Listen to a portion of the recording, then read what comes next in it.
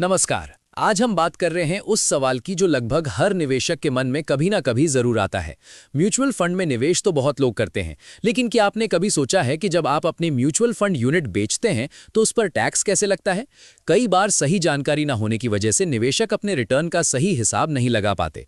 इसलिए अगर आप म्यूचुअल फंड में निवेश करते हैं या करने की सोच रहे हैं तो यूनिट बेचने से पहले टैक्स के नियम समझना बेहद जरूरी है। आज के समय में म्यूचुअल फंड निवेश का एक बेहद लोकप्रिय विकल्प बन चुका है। लोग अपने फाइनेंशियल गोल पूरे करने और लंबी अवधि में संपत्ति बनाने के लिए इसमें निवेश करते हैं। प्रोफेशनल फंड मैनेजमेंट और डाइवर्सिफिकेशन की वजह से म्यूचुअल फंड निवेशकों को आकर्षित करते हैं, लेकिन इसके साथ ही टैक्स से जुड़े नियमों को समझना भी उतना ही जरूरी है, क्योंकि अगर आपको पता हो कि टैक्स कैसे लगेगा तो आप अपने निवेश की बेहतर योजना बना सकते हैं और टैक्स के बाद मिलने वाले रिटर्न को बढ़ा सकते हैं। सबसे पहले समझते हैं कि म्यूचुअल फंड पर टैक्स आखिर होता क्या है। जब आप म्यूचुअल फंड में निवेश करते हैं और बाद में अपनी यूनिट को बेचते हैं तो खरीद कीमत और बेचने की कीमत के बीच जो मुनाफा होता है उसे कैपिटल गेन कहा जाता है। यही कैपिटल गेन टैक्स के दायरे में आता है। म्यूचुअल फंड पर लगने वाला टैक्स मुख्य रूप से दो चीजों पर निर्भर करता है। पहला, आपने किस प्रकार के फंड में निवेश किया है, यानी इक्विटी फंड, डेट फंड या हाइब्रिड फंड। दूसरा, आपने उस निवेश को कितने समय तक होल्ड करके रखा है। इसी आधार पर कैपिटल गेन को शॉर्ट टर्म और लॉन्ग टर्म में बांटा जाता है और उसी हिसाब से टैक्स तय होता है। अब बात करते हैं 2023 में आए एक अहम बदलाव की।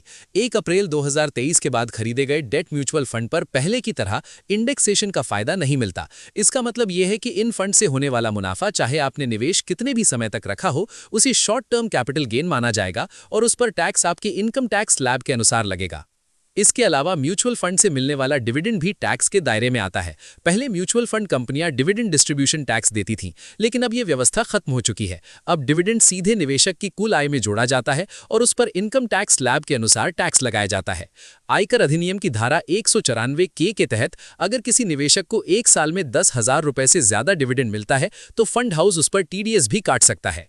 अब इक्विटी फंड के टैक्स नियमों को समझते हैं। अगर आपने इक्विटी म्यूचुअल फंड में निवेश किया है और उसे 1 साल के अंदर बेच देते हैं तो उस पर short term capital gain tax लगता है, जो लगभग 20% तक हो सकता है। लेकिन अगर आपने निवेश 1 साल से ज्यादा समय तक रखा है तो वो लॉन्ग टर्म कैपिटल गेन माना जाता है। ऐसे में एक वित्तीय वर्ष में 1,25,000 रुपए तक का मुनाफा टैक्स फ्री होता है और उससे ज्यादा लाभ पर करीब 12.5% टैक्स देना पड़ सकता है।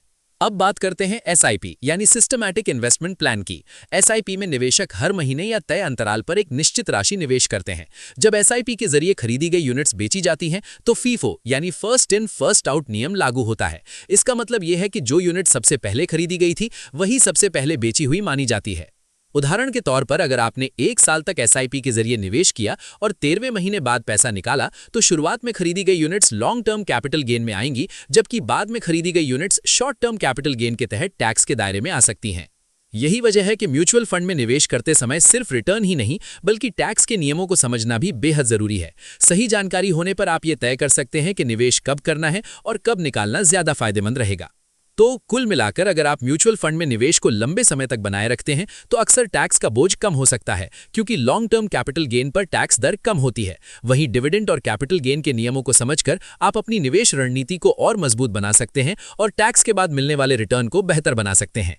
फिलहाल इस रिपोर्ट में इतना ही, लेकिन निवेश से जुड़े ऐसे ही जरूरी अपडेट और आसान समझ के लिए जुड़े रहिए हमारे साथ। नमस्कार।